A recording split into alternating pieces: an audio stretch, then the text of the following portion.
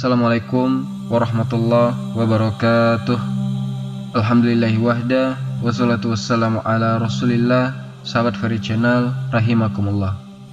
Pembahasan di video kali ini kita akan membahas masih seputar Qasasul Anbiya, kisah-kisah para nabi. Dan kali ini kita akan mengkisahkan Nabi Hazkiel. Teman-temanku seiman yang dimuliakan Allah subhanahu wa ta'ala, di dalam surah Al-Baqarah ayat 243, Allah subhanahu wa ta'ala berfirman, Alam taro ilal lazina kharaju min diyarihim wahum ulufun hazarul maut faqala lahumullahu mutu summa ahyahum innallaha lazu fadlin 'alan nasi walakinna aksaron nasi la yaskurun. Tidakkah kau lihat kepada orang-orang yang mereka keluar dari rumah-rumah mereka, dan jumlah mereka sangat banyak, ribuan orang, karena menghindari kematian.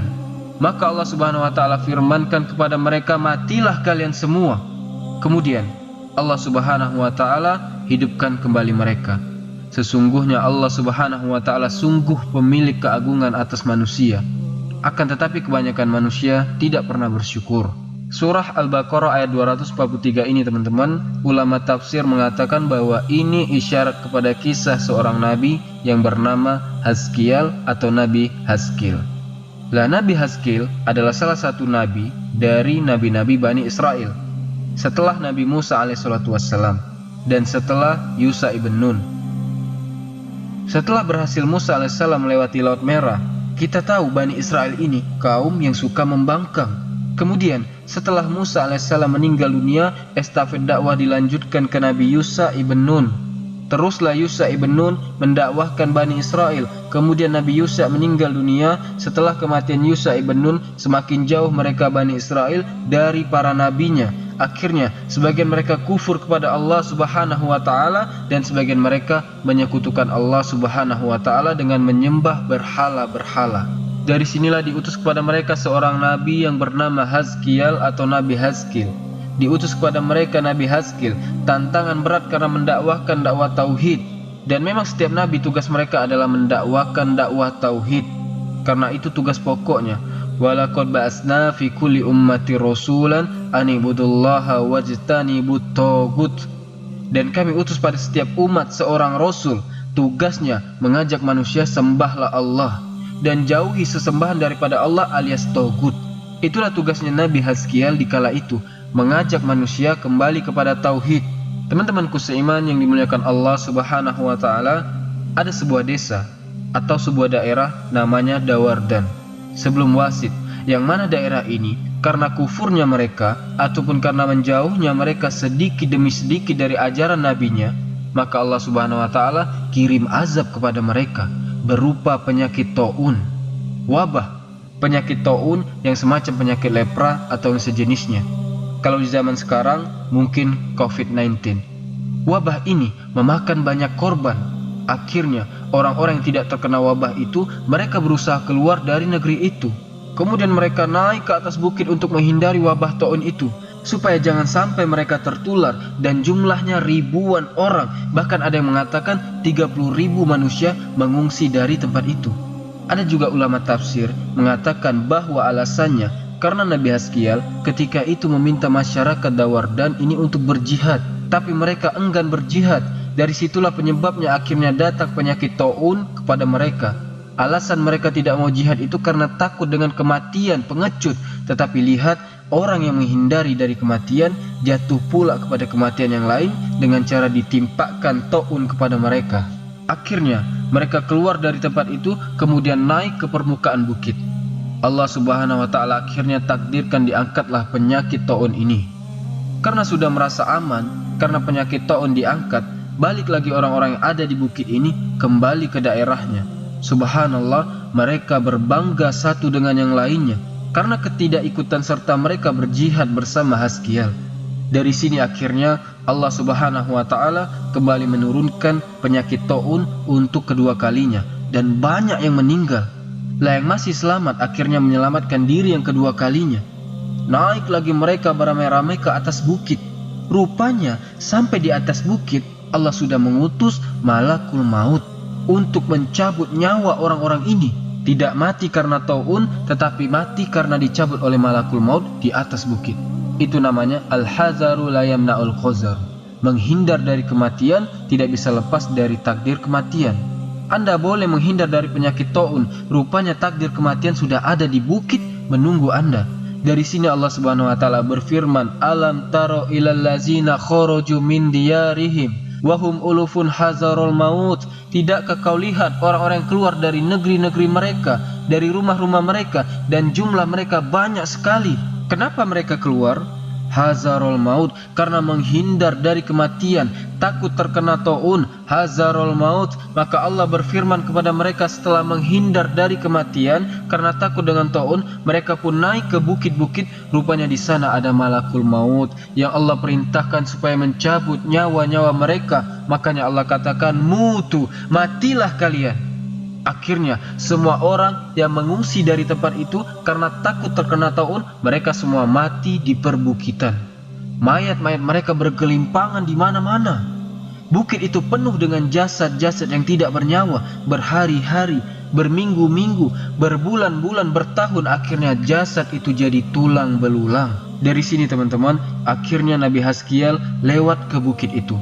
Dilihatnya banyak tulang karena jasad manusia yang bergelimpangan di mana-mana. Akhirnya Allah Subhanahu wa taala berfirman kepada Nabiullah Haskiel alaihi salatu wassalam, "Wahai Haskiel, turidu an urika kaifa ahyaituhum."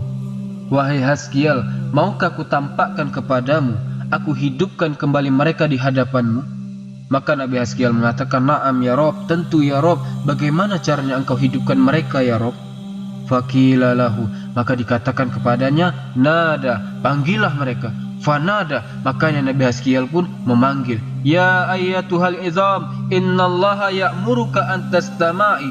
Wahai tulang-tulang, sesungguhnya Allah memerintahkan kamu an tastama'i, agar kalian berkumpul. Maka tiba-tiba tulang-tulang itu keluar dari berbagai tempat di daerah bukit itu, kemudian menyatu satu dengan yang lainnya. Akhirnya terangkai menjadi semacam tengkorak manusia. Setelah itu kemudian dipanggil lagi supaya daging-dagingnya datang, dipanggil lagi supaya semua tubuhnya datang. Akhirnya satu persatu datang dagingnya menempel di tulang-tulangnya. Akhirnya terangkai membentuk dan jadilah jasad-jasad itu kembali utuh. Dari sini kemudian Nabi Haskiel diperintahkan Allah untuk memanggil ruhnya. Maka dipanggillah ruhnya. Akhirnya datanglah ruh dari mana-mana kemudian masuk lagi ke dalam jasadnya. Orang-orang yang mati di perbukitan itu Allah takdirkan hidup kembali. Disinilah Allah mengatakan dalam Al-Quranul Karim, "Summa ahyahum." Kemudian kami hidupkan kembali mereka. Ketika mereka hidup, semua berteriak seolah-olah kiamat telah tiba kepada mereka. Teman-temanku seiman yang dimuliakan Allah Azza wa Jalla, ada yang mengatakan jumlah mereka adalah 8.000 manusia, dan ini riwayat Ibnu Abbas. Ada yang mengatakan 9.000 manusia, dan ini diriwayatkan Abi Saleh. Dan ada yang mengatakan 40.000, dan ini riwayat Ibnu Abbas yang lainnya. Dan ada yang mengatakan lebih daripada itu, wallahu alam jumlah mereka. Teman-temanku seiman yang dimuliakan Allah Azza wa Jalla, tetapi setelah Allah karuniakan mati dan dihidupkan kembali, akhirnya mereka mau beriman kepada ajakan Nabi Haskiel, dan mereka berada di jalan yang lurus. Kemudian namanya juga manusia pasti kembali ke kampung akhiratnya. Kullu nafsin za'iqatul maut, setiap jiwa itu pasti mengalami kematian. Nabi Haskiel pun akhirnya meninggalkan mereka. Nabi Haskiel meninggal dunia, mereka sedih Nabi mereka meninggal. Tapi rupanya lambat laun, sedikit demi sedikit mereka pun kembali mulai kufur. Subhanallah, padahal mereka sudah pernah diwafatkan, mereka tahu rasanya. Kemudian Allah hidupkan mereka lagi, tapi kemudian kufur kembali. Itulah Bani Israel. Dan tentang syariat taun ini, di dalam Islam, Nabi SAW bersabda dalam sebuah hadis, "Iza kana bi ardin wa antum biha fala takhruju firaran minhu, wa iza sami'tum bihi bi ardin fala taqdumu alaihi." Teman-teman dengarkan, apabila ada sebuah wabah semacam taun di sebuah negeri, maka yang di dalam negeri jangan coba-coba keluar. Dan kalau kalian mendengar di sebuah negeri terkena wabah taun, maka yang di luar jangan masuk ke dalam negeri yang di dalamnya sedang ada wabah. Teman-temanku seiman yang dimuliakan Allah Azza wa Jalla, dan itulah syariat kita seperti itu. Maka seandainya di negeri kita ada wabah, maka kita jangan keluar dari negeri ini, dan dari negeri luar jangan masuk. Seperti itu. Baik, Begitulah kisah singkat Nabi Hazkiel. Ketika Nabi Hazkiel meninggal dunia, lambat laun bertahun-tahun berlalu, maka kembali mereka menyembah berhala, mengkufurkan Allah. Terkenal pada saat itu mereka menyembah berhala yang namanya Baal atau Ba'laba. Sebagian ahli tafsir mengatakan bahwa Ba'laba itu satu di antara nama-nama patung, namanya patung Ba'laba. Tetapi juga ada yang mentafsirkan bahwa Ba'laba itu artinya seorang wanita yang sangat super cantik, disembah oleh kaumnya, menyembah seorang wanita karena cantiknya dan menuruti apa kata-katanya. Kemudian dari situlah Allah utus lagi nabi dan rasul dari nabi-nabi Bani Israel. Ilyas alaihissalam diutus Allah kepada kaum yang menyembah berhala Ba'laba. Silakan cek videonya, sudah pernah saya kisahkan dengan singkat. Semoga kisah ini bermanfaat. Subhanakallahumma wa bihamdika asyhadu an la ilaha illa anta astaghfiruka wa atubu ilaik. Allahu ta'ala a'lam. Assalamualaikum warahmatullahi wabarakatuh.